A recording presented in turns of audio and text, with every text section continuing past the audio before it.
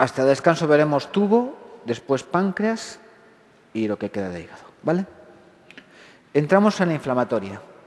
La inflamatoria agrupa dos enfermedades, Crohn y colitis, que cursan en brotes y remisiones, y hasta en un 10% de los casos no se puede distinguir una de otra, y es lo que llamamos colitis indeterminada. Es más frecuente la colitis que el Crohn. Según Harrison, más frecuente en etnia judía, norte de Europa, ingrediente norte-sur, áreas urbanas y clases socioeconómicas altas. Dos picos de incidencia, igual que los linfomas no Hodgkin, e igual de frecuente en ambos sexos la colitis ulcerosa. En España, según Harrison, según Farreras, no se ha observado estas diferencias entre población rural y urbana, ni tampoco con nivel socioeconómico. Por tanto, si os ponen una pregunta así, se puede impugnar, porque uno dice una cosa, otro dice otra. Bien, la colitis ulcerosa tiende a aparecer en no fumadores y el tabaco se asocia al Crohn, de tal forma que aumenta recidiva, recurrencias y refractariedad. Y los anticonceptivos también aumentan el riesgo de Crohn. La carga genética es más importante en Crohn que en colitis ulcerosa. De hecho, en el Crohn hay agrupamientos familiares, incluso agrupamientos por zonas de afectación de Crohn. Más frecuente la colitis, el pico bimodal, el tabaco aumenta el riesgo de Crohn, los anticonceptivos también, y la apendicectomía parece protectora frente a colitis ulcerosa. Y más carga genética en Crohn que en colitis. La etiopatogenia totalmente desconocida. Se habla de factores genéticos no bien determinados, que ni siquiera voy a decir ni uno, porque esto no va a entrar. Simplemente deciros que la carga genética es más frecuente en Crohn que en colitis. Factores infecciosos tampoco demostrados y los psicológicos tampoco. En cuanto a factores inmunitarios, inicialmente no hay alteración de la inmunidad sistémica. Lo hay cuando hay desnutrición como consecuencia de la propia enfermedad inflamatoria intestinal. Bien, lo que importa es que hay un desbalance, una alteración de la permeabilidad a antígenos. Y esto hace que haya un desbalance de citoquinas a favor de las proinflamatorias. Hay muchas. La más importante y la que tenéis que recordar es el TNA-alfa. De hecho, tenemos anticuerpos biológicos frente a TNA-alfa. Infliximab, adalimumab, certolizumab, etc. ¿Cuál es la hipótesis? Sujetos especialmente predispuestos con factores exógenos y del huésped van a dar un estado crónico de disregulación y esto está modificado por factores del entorno como el tabaco. El Crohn afecta desde la boca al ano y la forma más frecuente de presentación es la ileocólica. La colitis ulcerosa es de abajo a arriba, de la forma de presentación más frecuente es sobre todo la rectal, lógicamente. Y podría haber ileitis por reflujo. ¿Por qué se caracteriza el Crohn? Por ser transmural, discontinua, puede afectar a mesenterios y linfáticos y aspecto en empedrado. ¿Cómo se caracteriza la colitis ulcerosa? Por ser una enfermedad de mucosa, no transmural, y ser continua, no discontinua. Es decir, no puedes tener afectación del transverso si no la tienes del recto. Es imposible. Y aparte se caracteriza por pseudopólipos, que son inflamatorios. Los granulomas marcan al Crohn, pero no existen en todos los Crohnes, solo en el 50%. Por tanto, si no hay granulomas en una biopsia, no se excluye Crohn, porque solo están en el 50%. Y los accesos críticos marcan a la colitis ulcerosa. En cuanto a la clínica, yo diría colitis ulcerosa, diarrea con sangre. Eso es lo típico. En el Crohn, podemos tener dolor, masa, fiebre, pérdida de peso, lesión perianal, obstrucción, fístulas, fisuras, abscesos. Todo eso es el Crohn. El megacolon, más de colitis que de Crohn. También la perforación. Y la neoplasia de colon a igual extensión y duración, igual en una como en otra. Bien. Colitis ulcerosa de arriba a abajo. Crohn ileocecal. La forma más frecuente de presentación de la colitis ulcerosa es la remitente recidivante, con pocas complicaciones. Hay una forma crónica continua que se extiende más de 6 meses, que tiene complicaciones locales, y forma poco frecuente pero grave, que es la aguda fulminante, que a veces se expresa en forma de megacolon tóxico. La forma más frecuente de presentación del Crohn es la diarreica clásica. Hay una forma aguda apendicular que sugiere una apendicitis aguda. Sería una ileitis de Crohn en forma de presentación de la enfermedad, con dolor en fosa ilíaca derecha, leucocitosis, y haces una laparotomía o una laparoscopia pensando en apendicitis. Y lo que te encuentras es una ileitis de Crohn. Vale. Aprovechando esto, os cuento la historia esta de la adenitis mesentérica, de la rumorología. Esta. Bien, la adenitis mesentérica. ¿Qué es la adenitis mesentérica? Primero, es una enfermedad que habéis tenido que ver en pediatría, porque no es de adultos, es de niños. Es simplemente una inflamación de los ganglios linfáticos del mesenterio, producida generalmente por virus. Da una clínica que puede simular a una apendicitis aguda.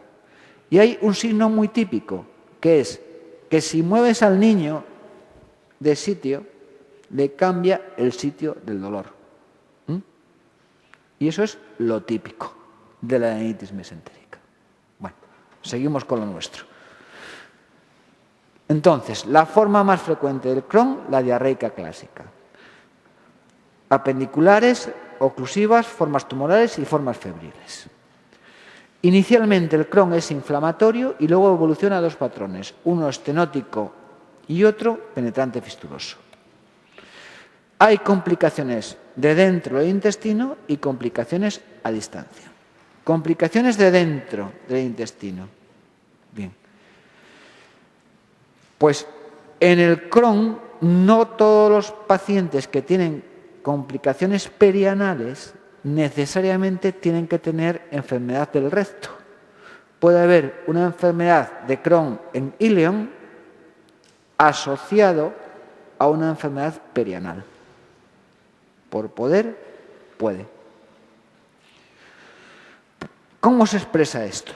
En forma de fisuras, fístulas y abscesos. Bien. Todo esto es del Crohn. El megacolon tóxico es de la colitis. ¿En qué consiste? Es una dilatación del colon. Es más frecuente en colitis. En el Crohn ocurre al inicio de la enfermedad. Cuando evoluciona el Crohn, ya casi no hay megacolon tóxico, porque el Crohn es fibrótico y protege frente a la dilatación del colon. Se habla de que se diagnostica megacolon tóxico por placa simple cuando el diámetro está comprendido entre 8 y 9. Y la neumatosis intestinal suele observarse en fases iniciales en el sigma. ¿Cuáles son los factores desencadenantes? Un enema opaco hecho en fase aguda, una colonoscopia total hecha en fase aguda, uso excesivo de antidiarreicos o la hipopotasemia. ¿Y qué ocurre?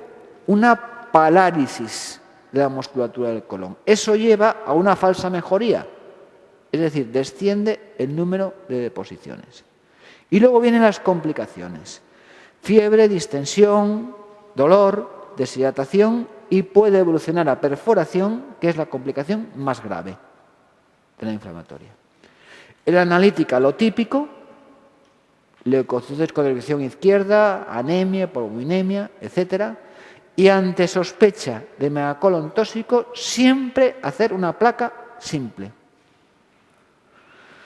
para ver si hay dilatación o no del colon. El tratamiento médico intensivo, durante 24-48 horas como mucho, se usa corticoide a 1 miligramo kilo y un inmunosupresor rápido, que es la ciclosporina. Y si no va, se quita el colon. Fuera. El 50% responden al tratamiento médico. La perforación es la complicación más grave de inflamatoria, más frecuente en colitis ulcerosa y se diagnostica ante sospecha de perforación de víscera hueca.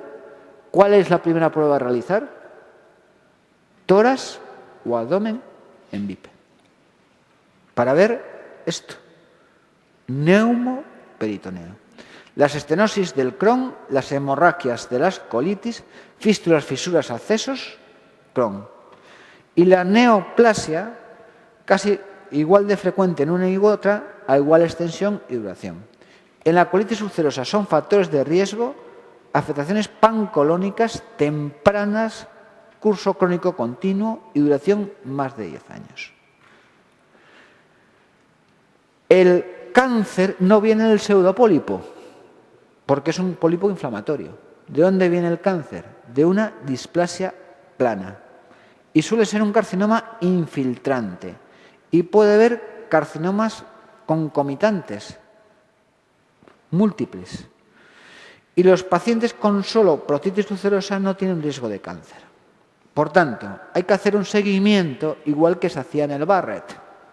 En el Barrett mayor de 3 centímetros hacíamos un seguimiento, ¿os acordáis? Pues aquí igual. Y cuando aparece displasia de alto grado, fuera el colon. Siempre. Y esto vale tanto para Crohn como para colitis como para Crohn. Para los dos. Y el CEA no sirve, porque se eleva en la propia inflamación intestinal. En el Crohn aumenta la frecuencia también de carcinomas de delgado, de linfoma no Hodgkin, leucemias, mielodisplásicos, cáncer anal y epidermoide de la piel. Los factores de riesgo son la larga duración de la enfermedad, la extensión, el bypass, que nunca se debe hacer, las estenosis, la colangitis excusante primaria y la historia familiar de cáncer.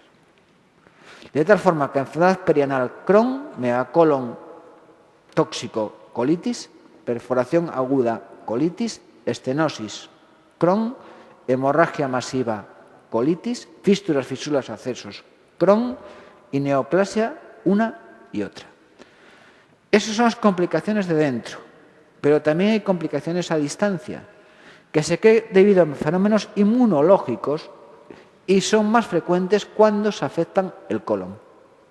Tenemos complicaciones articulares. La primera, la artritis periférica, que es seronegativa, es decir, factor reumatoide negativo, y es la complicación extraintestinal más frecuente y predomina en el Crohn. Y es colitis dependiente. La espondilitis anquilopoyética predomina en el Crohn, es colitis independiente y se asocia a veces al B27. La sacroiliitis es igual de frecuente en una como en otra y también es independiente y no siempre progresa a espondilitis anquilopoyética. El clubing es del Crohn porque es la afectación del delgado y la colitis ulcerosa no afecta al delgado.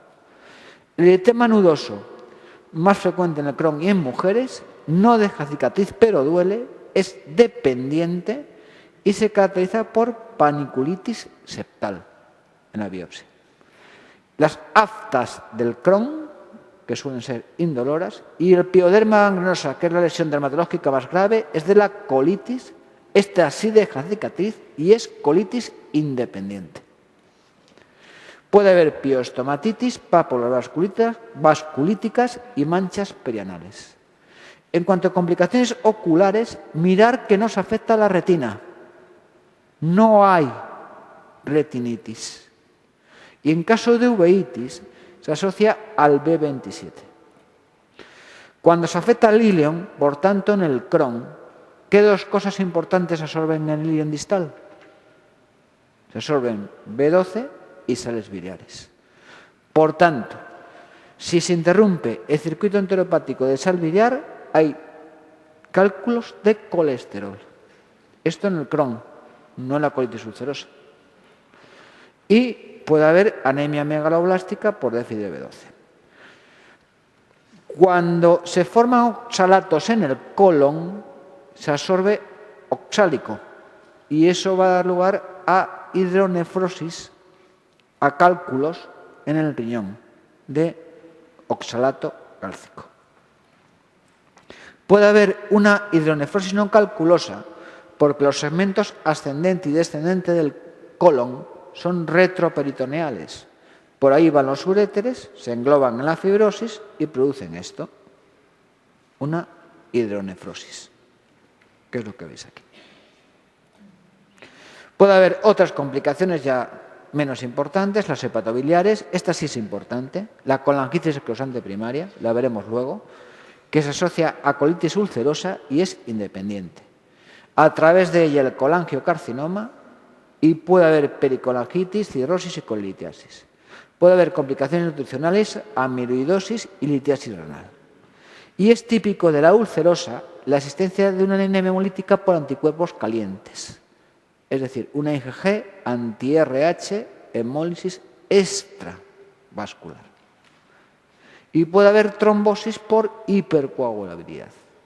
Resumiendo esto, artritis periférica Crohn dependiente, espondilitis Crohn independiente, sacroilitis ROS 2 independiente, clubin Crohn, eritema nodoso Crohn, colitis dependiente, pioderma colitis es independiente, piostomatitis Crohn, manchas Crohn, aftas Crohn son dependientes. Y luego tenemos que la B12 y las sales biliares son del Crohn. Y la colangitis es de la colitis. Y es colitis independiente.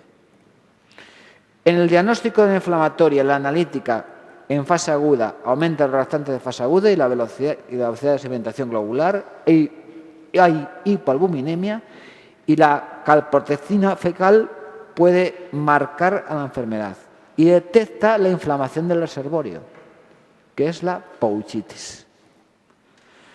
Hay marcadores serológicos no específicos ni útiles en el diagnóstico. Se habla de los ANCA en las colitis y de los ASCA en los Crohn. En la radiología simple, el segmento afectado no tiene heces y puede identificar el megacolon.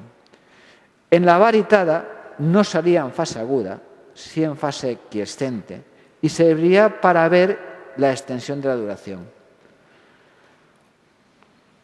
En el patrón del Crohn sería preservación del recto, una afectación discontinua y asimétrica, salvo en ilion terminal, que sería continua y simétrica, dando el signo de la cuerna de Cantor, aspecto no empedado y separación de asas.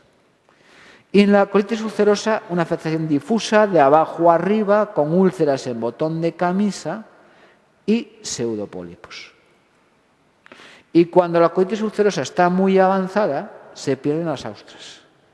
Y eso da una imagen en tubo de plomo, típico de la colitis ulcerosa. También se puede ensanchar el espacio presacro. El diagnóstico de elección de la inflamatoria siempre es la colonoscopia, aunque tenemos un 10-20% de los casos que ni con colono ni anatomía podemos distinguir una y otra.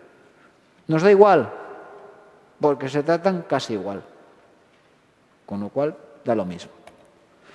¿Cuál es el patrón del Crohn? Zonas afectas y zonas normales. Esto da aspecto de empedrado. Podemos encontrar granulomas en el 50%. En la colitis ulcerosa, en fase aguda, mucosa continuamente friable que puede sangrar con pseudopólipos, y en fase crónica lo contrario. Se pierde la vasculatura submucosa del colon. Esto sería la fase aguda de la colitis ulcerosa. El eco y el escáner sirve para ver complicaciones abdominales de la inflamatoria.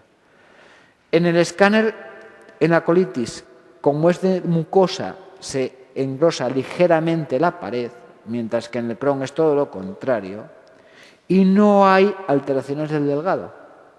Mientras que en el escáner, como es transmural, se afecta toda la pared y se afecta el delgado e incluso la grasa mesentérica. Es lo que se llama grasa trepadora. Y la resonancia es más útil que el escáner para ver complicaciones locales tipo fisuras o fístulas, porque el escáner es muy malo para ver esa zona. Para ver esa zona sería mejor o la reso o la ecoendoscopia. Luego tenemos marcadores con leucos marcados para diferenciar origen fibrótico, no respondería a corticoides, inflamatorio, en el Crohn sí respondería a corticoides. Y la cápsula endoscópica para ver si hay afectación del delgado. Diagnóstico diferencial con cualquier cosa que curse con rectorragias, dolor abdominal, etc. Entonces ahí os entra desde hemorroides a angiodisplasias, campylobacter, pseudomembranosa, isquémica, linfomas, tuberculosis, síndrome de intestino irritable, os entra cualquier cosa. Para evaluación clínica de actividad hay muchos índices. El que más se usa en la colitis es el Trulov y el que más se usa en el Crohn es el CDAI. En cuanto al tratamiento, tenemos los 5 ASAs. El primero que salió fue la sulfasalacina, que estaba compuesta por sulfapiridina y el componente activo, que es el aminosalicílico, que se destruye si se da solo. Entonces, en esta molécula era compuesta por los dos, la sulfapiridina y el 5-ASA. La sulfapiridina se eliminaba vía renal y era responsable del mayor efecto de efectos secundarios de esa molécula. Y el 5-ASA, el que actúa, es el que se queda, no el que se absorbe.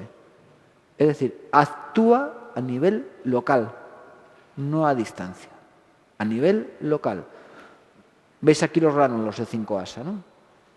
Por tanto, si tengo una enfermedad rectal, no tiene mucho sentido dar 5-ASA en forma de pastilla, porque menudo recorrido tiene que hacer la pastillica para llegar ahí abajo. Bueno, pues como 5-ASA se destruye si no se da solo, se puede combinar con otras cosas que incluso se liberan a distintos pHs. Se puede combinar moléculas de 5-ASAs, se pueden dar fórmulas de liberación retardada como el Eudargit o meterlo con etilcelulosa. ¿Cuáles son las indicaciones del 5-ASA? El brote y el mantenimiento, sobre todo de la colitis. Poco útil en el mantenimiento del Crohn, salvo que sea posquirúrgico. Los corticoides normales, prednisona, prednisolona, etc., solo en el brote, no en el mantenimiento. Y tenéis que diferenciar entre córtico-refractariedad y córtico-resistencia. Un córtico-refractario es aquel que no responde a 1 miligramo kilo día. Y córtico-dependiente es aquel que le bajas el corticoide y a partir, yo qué sé, de 10 miligramos le intentas bajar y vuelve a tener la clínica. Tenemos un corticoide que también se usa en el asma y en el EPOC en forma inhalada, que es la budesonida. Aquí se usa en forma de pastilla y sirve sobre todo en el Crohn ileocecal. Y la ventaja que tiene es que se destruye en un 90% en el primer paso hepático. Por tanto, tiene menos efectos secundarios. En el Crohn, no en la colitis, son útiles los antibióticos, sobre todo en enfermedades perianales. De tal forma que podemos usar metronidazol, quinolonas y, poco importante, la rifaximina. En cuanto a inmunosupresores, hay uno lento y otro rápido, básicamente. El lento, que no se puede usar en megacolon tóxico, es la cetoprina. Sería útil para reducir dosis de corticoides y para el tratamiento de mantenimiento de la enfermedad. Sabéis que hay pacientes que tienen carencia de una enzima, que es la tioporilmetiltransferasa, y esos tienen más tendencia a riesgo de reacciones secundarias. Y sobre todo acordaros de dos, que son las leucopenias y las pancreatitis por acetoprina. Otro rápido, que es la ciclosporina, que puede evitar la colectomía, pero no es útil en el tratamiento de mantenimiento. Por poder podemos usar metotrexate, pero hay pocas inflamatorias tratadas con metotrexate, y tracrólimo. La nutrición en el Crohn ha demostrado, la enteral sobre todo, ser tan eficaz como los corticoides en el tratamiento del brote. Y luego tenemos los anti-TNA-alfa, que sería el último escalón en el tratamiento médico. El primero que salió fue el infliximab, que era un anticuerpo quimérico, mitad ratón, mitad humano. Esto hacía que hubiese anticuerpos anti-TNA-alfa y reacciones alérgicas. Y sería eficaz tanto en Crohn como en colitis. Hoy está aceptado en las dos. Bien que sean refractarios al resto de los tratamientos médicos o que tengan enfermedades perianales o fístulas. Se pueden desarrollar anticuerpos anti-infliximab, sobre todo cuando las dosis son erráticas, es decir, no son a intervalos fijos, y el uso de corticoides puede prevenir el desarrollo de estos anticuerpos. Y muy importante, antes de administrar un biológico, siempre descartar un foco séptico y siempre descartar una TBC, porque conviertes eso en una TBC miliar. Salieron luego el adalimumab, que tiene menos inmunogenicidad, y si combinamos el TNA-alfa con una molécula de polietilenglicol, tenemos el certolizumab pegol. De tal forma que el tratamiento sería una escalera como ya conocéis. 5-asa, corticoide, acetoprina, ciclosporina, infliximab. De tal forma que la actividad leve o moderada iría 5-asa, grave, prednisona. Y si no va con 5-asa, vas a prednisona. Como mantenimiento, la acetoprina.